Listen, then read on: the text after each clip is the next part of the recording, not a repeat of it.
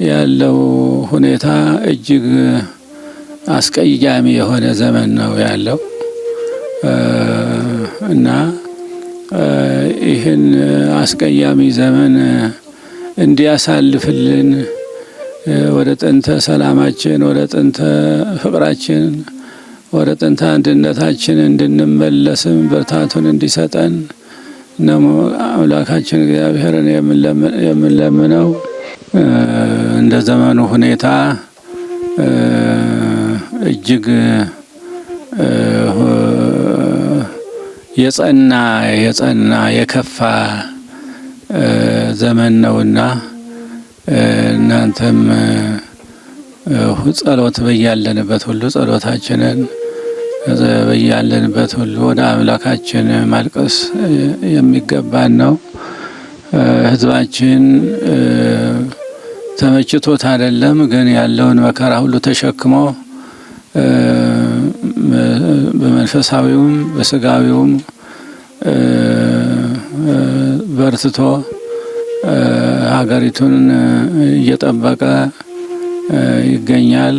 የሆነ ሆኖ ያለውን ተጽዕኖ ያለውን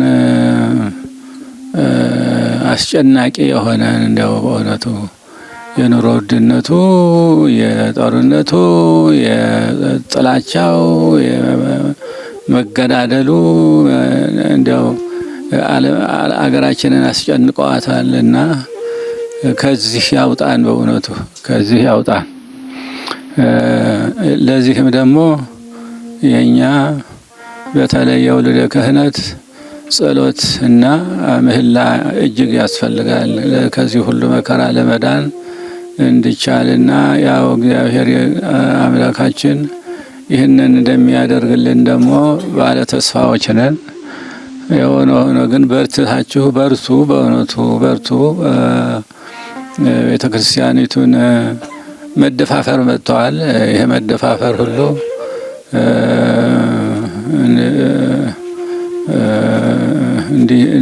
እንዲታገሱን በእውነቱ ይሄ ነገር እጅግ ያስቀይማልና ቤተ ክርስቲያኒቱ ክብሯ፣ ልዕልናዋ የሃይማኖት ተቋም ናት እና የሃይማኖት ተቋም መብቷ መጠበቅ አለበት፣ ልዕልናዋ መጠበቅ አለበት፣ መከበር አለበት እና ስለዚህ ጸሎታችንንና ልመናችንን ወደ እግዚአብሔር ማቋረጥ የለብንም እና መበርታት አለብን፣ መጽናት አለብን። ጠንክረን ቤተ ክርስቲያኒቱን ማስከበር አለብን። መብታችንም መከበር አለበት። እንዲህ አይነቱ እንደምናየው ትንሽ መደፋፈር መጥተዋል እና ያው እንግዲህ ከእግዚአብሔር ጋራ እኛም ብንሆን እንደው በተቻለ መጠን ቤተ ክርስቲያኒቱን ማስከበር መጠናከር አለብን። የሀገሪቱን ሰላምና አንድነትም እንዲመለስልን በሁሉም በኩል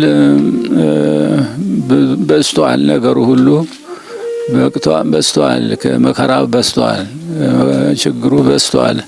ስለዚህም ሁላችንም እስቲ ወደ እግዚአብሔር መጸለይ ነው። ከኛ ምን ይጠበቃል? እንግዲህ ያው ነው በጸሎትና በምህላ ሰላማችንን እንድናገኝ ማድረግ ነው የሚያስፈልገው እና እግዚአብሔር ይስጥልን።